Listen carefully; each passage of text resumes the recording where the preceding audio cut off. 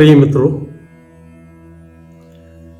विधि विवरण ग्रंथ अध्याय 13 में मूसा इस्राएलियों को चेतावनी देता है कि प्रतिज्ञात देश में प्रवेश कर वहां बस जाने के बाद यदि किसी के बहकावे में आकर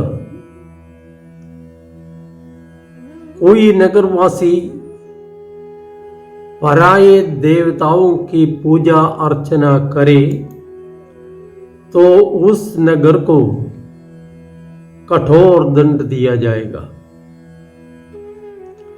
वो नगर सारे जान माल के साथ जला दिया जाएगा।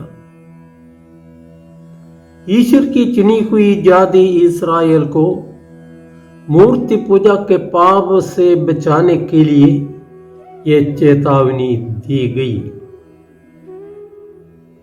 प्रकृति की शक्तियों से डरकर उनकी पूजा करने वाले अन्य लोगों से अलग करके इस्राएलियों के मन में सारी सृष्टि के सृष्टा एवं नियंता सच्चे ईश्वर पर विश्वास दृढ़ करना ईश्वर का उद्देश्य रहा।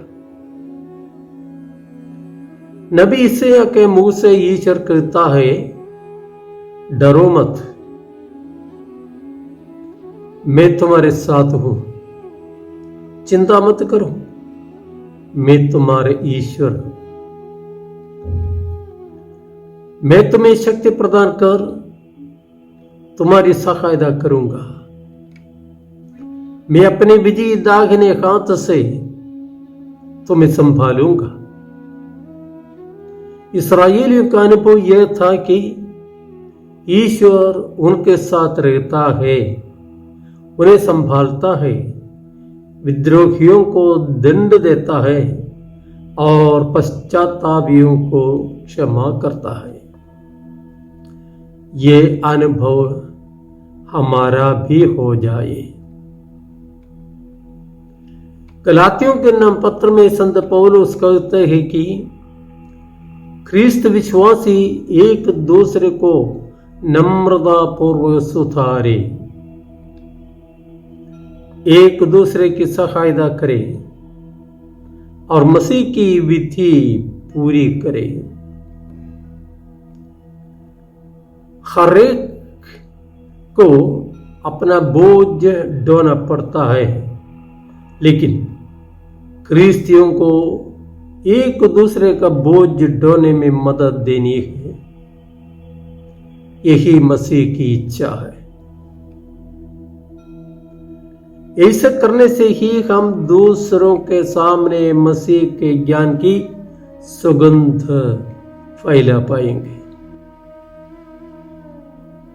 आज के सुसमाचार पाठ में हमने सुना कि प्रभु कैसे आंधी को शांत करते हैं। समुद्र में सहसा उठी आंधी के कारण जिस नाव में यीशु और शिष्य सवार थे वो डावाडोल होने लगा। संसार के निंदा नाव में आराम से सो रहे थे और उनके चेले अपनी नैया को संतुलित करके अपनी जान बचाने का प्रयास कर रहे थे। जब वे समझ गए कि प्रकृति की भयानक शक्ति के सामने वे कुछ कर नहीं पा रहे हैं, तो उन्हें अपने गुरु की याद आई और उनको जगाकर परिस्थिति की गंभीरता से उन्हें अवगत कराया। गुरु ने आंधी को डांटा और समुद्र शांत हो गया।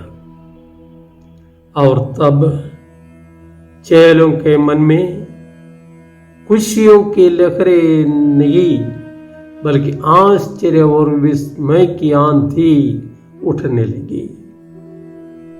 आखिर ये कौन है जिसे प्रकृति की शक्तियां भी मानती है? उनके दिल में सुरक्षा की भावना के बदले घबराहट और संशय के काले बादल छाने लगे। क्या हम उन चेलों से बेहतर है? चेले तो चेले, वे गुरु के साथ रहकर धीरे धीरे सीख रहे थे। हम लोगों के साथ 2000 वर्षों की समृद्ध विश्वास की परंपरा है। प्रभु के ये शब्द सदा हमारे कानों में गूंजते रहते हैं। मैं ईश्वर का पुत्र हूं, मैं संसार के अंत तक सदा तुम्हारे साथ रहूंगा। डरो मत, विश्वास करो। इसके बावजूद विपरीत परिस्थितियों में हमारा व्यवहार कैसा है? हम विचलित होते हैं, भयभीत होते हैं, हमारा विश्वास काम नहीं करता है। फिर कैसे हम अपने आप को उन नादान शिष्यों से बेहतर मानेंगे? हम प्रभु से विनय करें कि हमारा विश्वास दृढ़ बने रहे और उस विश्वास के अनुसार जीवन बिता सके। जय यीशु।